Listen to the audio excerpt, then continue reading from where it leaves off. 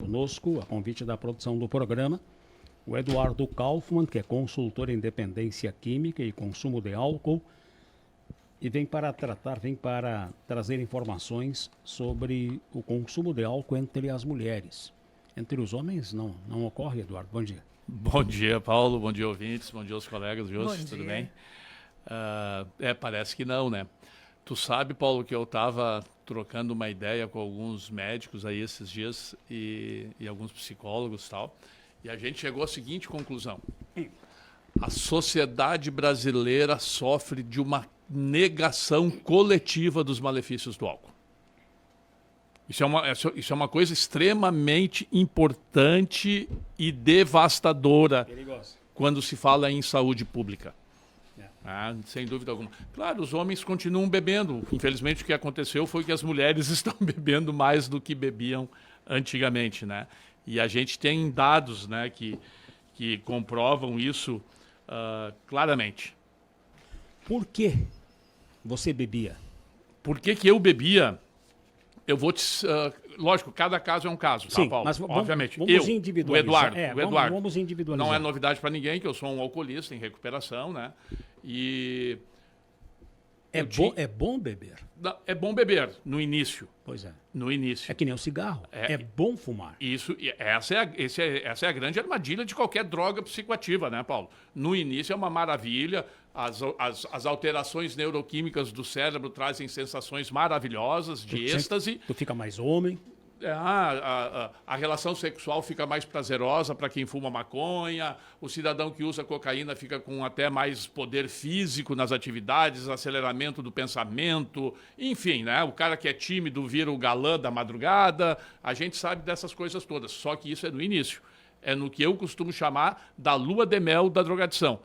Depois que acaba a fase do love story, quando o cidadão vai lá para dentro do apartamento, que as escovinhas de dente ficam uma de frente para a outra, ou seja, quando as alterações neuroquímicas do cérebro começam a trazer prejuízos, aí é que a coisa começa a criar, né, danos e entra no processo de dependência e assim por diante. Mas eu comecei a beber, Paulo, por vários fatores. Uma, que se fizer a árvore genealógica da minha família, dá um pé de cana, né? Então, muitos casos de bebida alcoólica na minha família. Olha que essa tese é antiga, hein? É antiga Filha de bêbado casa com bêbado. E filho de peixe, peixinho né? Filho de tigre já nasce pintado. Exatamente. Só que durante muito tempo se contestava isso, tá? Hoje não. O que acontece? Não que necessariamente filhos de pessoas que consomem bebida alcoólica vão ser alcoolistas. Mas o que acontece? Essas pessoas elas vão ter uma predisposição a ter uma tolerância maior à bebida. No DNA? No DNA. E isso pode predispor, né, por ter uma capacidade de consumo maior, o desenvolvimento de uma dependência. Isso acontece. É científico, então. Exato. Então, eu acredito que passei por esse processo. Não é só o ambiente, é uma situação de DNA. Aí vem a questão do ambiente, né? Eu sou de uma época aqui em Lajeado que a geração que estava à minha frente costumava ir para a famosa taquareira do Tiricaça, ficar ao redor de um barril de chopp, escutando som de discoteca, do automóvel, etc. e tal. E o meu sonho de adolescente era fazer aquilo. Como todo adolescente. Exatamente, né? E aí a gente vai para o baile de debutante, a gente vai para o carnaval, a gente vai para a festa de final de ano, naquela época, né? E aí, né, acabei desenvolvendo a dependência, depois entraram as outras substâncias, enfim. E aí, até eu chegar no fundo de poço, que eu costumo dizer que não foi um inferno, né? Mas foi onde é que eu achei a porta para sair dele. É essa conjuntura toda que leva à negação da sociedade. Perfeito? Esse conjunto todo de fatores que você colocou. Junto com aquilo que você disse, né? Porque, na realidade, por exemplo, né, Paulo? Quando a pessoa sai da adolescência, está entrando na puberdade, ali na vida adulta, tal, que começa a libido, né, sexual, o interesse, né, pelos relacionamentos e tal, as pessoas, cada um tem as suas dificuldades, né? E a questão do álcool é importantíssima nessa hora, né? Porque o indivíduo está lá, não consegue ter um desempenho social adequado, ele vai lá, toma uma, duas bebidas, o álcool relaxa aquela tensão, porque o álcool é depressor do sistema nervoso central, a pessoa relaxa e aí ela consegue ter um desempenho melhor. Isso é gravado na memória química do indivíduo. toda vez que ele tiver a necessidade de interagir socialmente, ele vai beber. Por isso que o consumo de bebida alcoólica é dito como social, né? Pois é, Eduardo, você deve ter na relação familiar, se já não passou por esta etapa, filhos e pessoas na idade da adolescência. E sabe muito bem que nesta idade, a negação, o fato de proibição, leva à incitação para cometer aquilo que está sendo tido como proibido.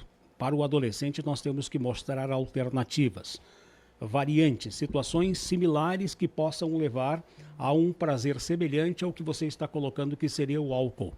Fazer o quê? Indicar o quê como substituição do álcool? Boa pergunta, Paulo. E essa é uma das grandes dificuldades que se tem de mudar, né, todo esse processo que vem acontecendo, né? Uma, né, que a gente tem uma maciça mídia a favor do consumo, mesmo que sublimar, mas existe. Tá? Com muito dinheiro envolvido. Sem dúvida, a oferta de bebida alcoólica é infinitamente superior à da época que você estava na adolescência. Que tinha? Tinha Brahma, Skol, Serra Malte e deu pra bola. Hoje em dia, tu entra num supermercado, tu pode, eu acho que 365 dias por ano, escolher uma coisa, tu não toma tudo que tiver lá. Tá? Então, então é uma luta meio que inglória, né? Mas isso vem, né, Paulo, de um contexto desde a infância, né? De a família ter, na realidade, uma educação da cultura do saudável, do cuidado da saúde integral, né? O que, infelizmente, na maioria dos lares brasileiros não acontecem, né? Porque os pais já fazem o consumo de bebida alcoólica ou de outras drogas, não têm hábitos saudáveis, né? A alimentação é inadequada, não praticam... Claro, não é todo mundo, né, gente? Eu não estou aqui generalizando, né? Mas uma grande parcela da sociedade, até pela questão socioeconômica também, se tem dificuldade com relação a isso, né? O lazer saudável na nossa sociedade, ele custa, entre aspas, né, substancialmente um valor bem pesado, né? Então, tudo isso dificulta, né? Tudo isso dificulta. Eu acredito que a gente tem que trabalhar com os nossos filhos, né, a construção de um indivíduo saudável em todos os aspectos. O que você comenta sobre a cultura do não álcool na casa, onde tem... Não importa se tem ou não o adolescente, tem criança ou não, mas é uma questão de cultura. E aí é uma concepção do casal, tem que começar por uma ideia unânime do casal, né? Isto exclui também a presença de espumantes, vinhos, champanhe e outros, tem o tal de cap cooler e outros de menor conteúdo de álcool? Não, sem dúvida, né, Paulo? Porque álcool é álcool, né? O que causa o efeito nocivo e o efeito entorpecente, que seria a famosa tonturia, é o etanol, que tem na cerveja, que tem no espumante, que tem no vinho, que tem nos destilados. Para te ter uma ideia, eu até fiz o último ranking de consumo de bebida alcoólica aqui no Brasil.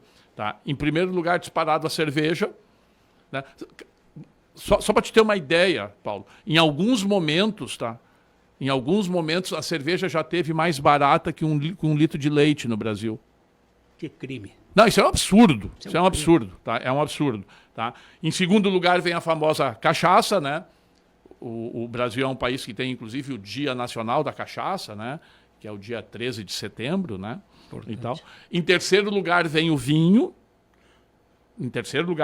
Tem uma outra coisa que tu vai achar bem interessante também. O vinho é chique, consumir vinho. Não, é chique, é afrodisíaco, tem toda uma áurea. Faz do coração. Faz bem pro coração, né? Tu sabe que essa é a primeira grande jogada de marketing da bebida alcoólica que se tem conhecimento, né? Porque isso vem lá de Porto, no Portugal, quando numa safra tiveram uma super safra de uva e, consequentemente, de vinho. Estava chegando a safra nova, né? E não tinha onde é que colocar o vinho. Então se divulgou a ideia de que o vinho fazia bem para a saúde. E realmente até faz, tá? Eu não vou ser aqui, né? Negar a realidade, os né? Flavonoides. Exatamente, perfeito. Tu sabes muito bem disso. Só que na uva in natura tem muito mais, tá?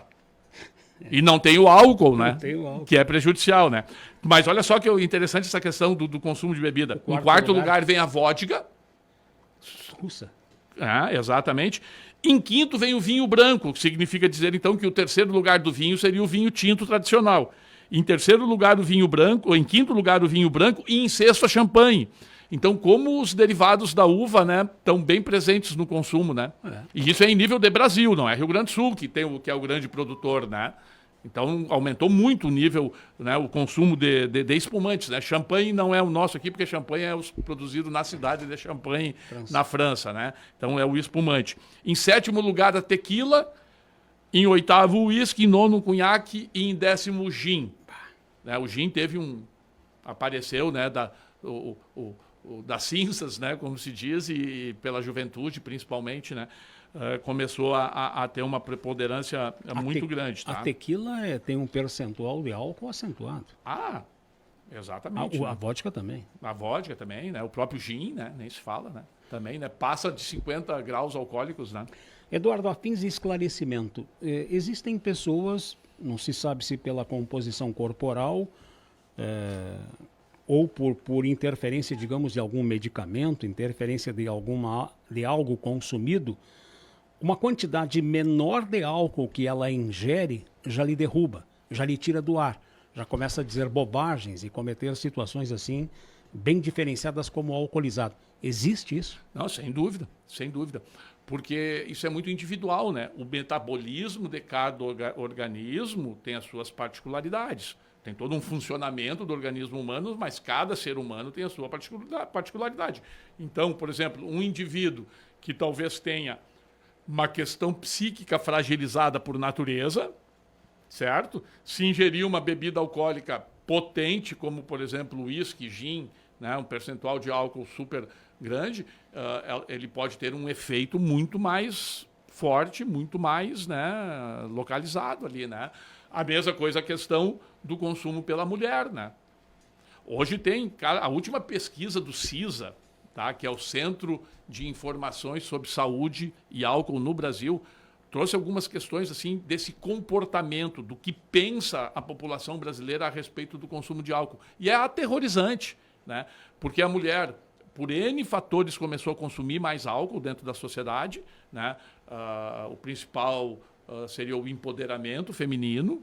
Não estou aqui falando contra as feministas, sim, pelo amor de Deus, né? Mas as mulheres, elas agregaram para si comportamentos masculinos, né? Que também são do seu direito. Por exemplo, tu é do tempo que lá, né, na década de 70, vamos chutar, anos 80, se 5, 6 meninas fossem num bar da cidade tomar uma rodada de chopp, não preciso te dizer do que elas seriam chamadas, né? Prostitutas, né? Daí para fora, né? Hoje em dia, não, isso é natural. E, ok, as mulheres têm esse direito, assim como os homens, né, de terem essa ação social. Só não esqueçam do fogão, né? Primeiro o fogão. Não, e terapia, né? Tá. Tem que fazer terapia, né? Não diz isso, que daí aí nós vamos arrumar briga. E feia. E eu acho que está errado esse pensamento, sim, realmente. Mas olha só que ninguém também está dizendo para as mulheres que o metabolismo do organismo humano feminino suporta menos a agressão do álcool. Por quê? Porque produz menos enzimas, tá, durante o metabolismo, enzimas protetoras desse organismo, do fígado, do pâncreas e assim por diante. Então, a mulher, ela sofre mais rapidamente a agressão do álcool. Tanto que é notório, todo mundo aqui sabe, né, que uma mulher fica alcoolizada, muitas vezes, bem mais rápido do que o homem. Claro, tem muito a ver, daqui a pouco o cidadão que está bebendo ali já tem tolerância, né? Então, já é imune. Já é meio que, né, batizado no troço, né, Paulo? Vai suportar uma quantidade maior que a mulher que está iniciando. Mas, enfim, de qualquer forma, a mulher, ela é mais frágil, né, o organismo dela com relação ao álcool. Para fechar a entrevista, Eduardo, uma realidade. Hoje, um estágio de tratamento ou de recuperação, um sistema de internamento ou internação em situações que atendam, né, ou mesmo clínicas, nem sempre comunidades terapêuticas, mas até uma clínica com maior estrutura. Um hospital para desintoxicar? Custa o olho da cara. Sim. E aí tem muitas famílias sem condições, quando tem o marido ou o pai até se sujeitando, porque já fez tanto fiasco na vida, já botou tanto dinheiro fora, se sujeitando a fazer o tratamento, Mas o custo, às vezes, é impeditivo. E isso também, sem dúvida alguma, Paulo. Até porque, muitas vezes também, essa família ela já está sofrendo as consequências sociais desse uso e já está quebrada, né? Já está quebrada. Mas a gente tem, assim, tem tratamento para todos os níveis sociais. Tá? Tem tratamento aqui na nossa região que custa R$20 mil mês a internação. Quase. Assim como tem que custa 3. E assim também como tem, né, via SUS, né, tratamento. Tem? Tem, óbvio. Se o cidadão entrar lá pela UBS, pelo CAPS Álcool e Drogas, por exemplo... Mas tem que esperar 2, 3 anos? Não necessariamente. Não necessariamente. Aqui em Lajeado, pelo menos, a gente tem uma boa estrutura, tanto o Centro Terapêutico São Francisco, como a Clínica Central e o Hospital Bruno Bort, que faz a desintoxicação hospitalar, em casos que são necessários. Né, tem convênios, né, contratos de fomento, caso da Central e do Centro Terapêutico São Francisco, que predispõem vagas, né, para os munícipes de Lajeado. Né? Mas aí tem uma participação da prefeitura, eu acho, né? Não, exatamente. E além disso, ainda tem as vagas via SUS, que daí sim, tu entra lá, né, na regulação de leitos, etc e tal, mas não demora 3 anos não, tá, Paulo Rogério? Boa informação. Não, é bem legal, tá? O que acontece é que as famílias acabam passando por um processo de negação pela vergonha, por achar que não criaram os filhos ou não estão sendo suficientemente bons para os maridos ou para as esposas, e também tem essa negação e retardam muito a busca pelo tratamento. Tá? E aí, isso que dificulta muito. Né? Mas, assim, a entrada, né, como de qualquer patologia SUS, né, pelas UBSs, pelos postos de saúde ou diretamente no CAPS AD, né, no centro de Lajeado, né, e aí vão ter os encaminhamentos. Claro, tu vai ter que passar por um processo ali de triagem, vai ter que ficar elegível para aquela condição de tratamento, tá? E aí, a partir daí, tu tem isso. Paulo, antes de nós encerrar, posso dar 2 recadinhos ou tu tem mais alguma questão? Não, só queria te lembrar que um calorão desse, um martelinho antes do meio-dia é importante, né? É importante não tomar. Né? Mas com um calorão desse. Não, mas tu aí no martelinho, aí tu quer ferrar com o cara, né, meu? O bêbado tem desculpa pro martelinho. Não, toma quando tá frio, toma quando chove para não pegar gripe, né? Põe um pouquinho de olina junto. Não, esse é o maior absurdo, né, Paulo? O cara dizer que tem que tomar cachaça para ficar imune a resfriado, sendo que o álcool diminui, né, a imunidade do indivíduo, né? As respostas, é um troço absurdo, né? Mas isso é os mitos do bebedor social. Tem um ouvinte aqui, o José Quadros, eu não sei se ele está fazendo uma pergunta ou ele está fazendo né, apenas um comentário, mas ele diz porque tem gente que usa medicamento para o coração e toma bebida alcoólica. Sim, infelizmente, né? Isso é uma questão, tá? que é delicado de se falar, porque quando se lida com a classe médica tem que se ter muito cuidado, né? Mas a medicina no Brasil, Jussi, por incrível que pareça, a gente não tem o hábito aqui, tu não vê os médicos, e isso essa pesquisa do CISA trouxe isso. Né? Que até os adolescentes jovens, olha, eu bebo porque eu já fui no consultório médico, o cara nem me perguntou nada sobre álcool, sobre droga. E mete um tarja preta. Exatamente. E muitas vezes quando pergunta, o cara diz assim, eu bebo socialmente. Pô, mas parei um pouquinho, social pode mentir também, né? Entende? Então, as pessoas não têm essa orientação como deveriam de ter. Outra coisa terrível, além da questão cardíaca, óbvio, que é super complicado, não deveria beber tomando nenhum tipo de remédio, né? Assim, não pode beber e dirigir. Mas a questão da depressão, tem muita gente tratando depressão, que toma o remedinho direitinho de segunda a sexta, aí para de tomar na sexta porque tem que beber no final de semana, né? Como se o remédio não tivesse na corrente sanguínea, e outro, o álcool é depressor do sistema nervoso central, vai potencializar a doença, tá? Mas, gente, sobre isso, até agora, dia 20 de fevereiro, é o Dia Nacional de Combate às Drogas e ao Alcoolismo, tá? E o grupo Sobriedade de Alcoólicos Anônimos aqui de Lajeado, conjuntamente com a Prefeitura de Lajeado, do Pacto pela Paz, né? Vida mais vida, né? Sem álcool e tal. A gente lá no Lab Lá vai estar fazendo um evento, então, na terça-feira, dia 20, tá? Entre as 19 e as 21 horas, o grupo de Alcoólicos Anônimos vai estar lá, numa ação comunitária aberta a toda a sociedade. Quem quiser tirar suas dúvidas, né, de como funciona essa Irmandade, o que a gente tem para oferecer, como funciona, onde nós estamos, o AA e a sociedade, como isso tudo funciona, a gente vai estar lá durante esse período fazendo esclarecimentos. Isso dia 20, né? Dia 20, terça-feira que vem. O dia de Santo Onofre é o dia 12 de junho. que é o dia aquele do cidadão que protege os alcoolistas, né? É impressionante, E né? tem serviço o homem lá em cima. Não, ele tem serviço, mas é impressionante, né, Paulo? O popular gambá, ele cai com a garrafa na mão, ela não quebra. Não quer. E não se Não machuca. quebra. E não se machuca. Dificilmente se machuca, né? É impressionante. Outra coisa, reuniões de alcoólicos anônimos no grupo Sobriedade toda semana, segunda e sexta-feira, das 20 às 22 horas, lá na Rua Manaus, no bairro Universitário, Rua Manaus, número 116, antigo posto de saúde do bairro Universitário.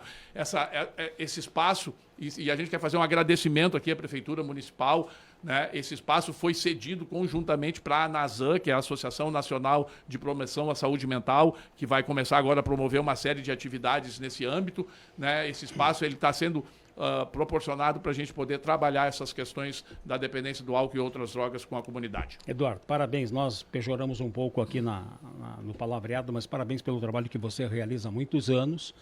E parabéns a todo o time de pessoas que trabalham nesta causa. A Central tem muitos que são envolvidos. Não é só a Central, tem muitos anônimos envolvidos também. O Centro Terapêutico São Francisco faz um trabalho também de décadas, né? Importantíssimo. Importantíssimo, sem dúvida porque alguma. o bêbado vira um caco, né? Paulo, tivemos agora recentemente, não posso citar nomes, né? Mas um cidadão que passou pelo programa de tratamento lá do Centro Terapêutico São Francisco, e aí um cidadão que não tinha onde é que morar, afastado da família, a gente conseguiu com uma empresa de Arroio do Meio fazer uma espécie de convênio, e essa empresa ela consegue moradia para os seus funcionários, e esse cidadão ele está há 3 meses lá agora trabalhando e vivendo uma nova vida.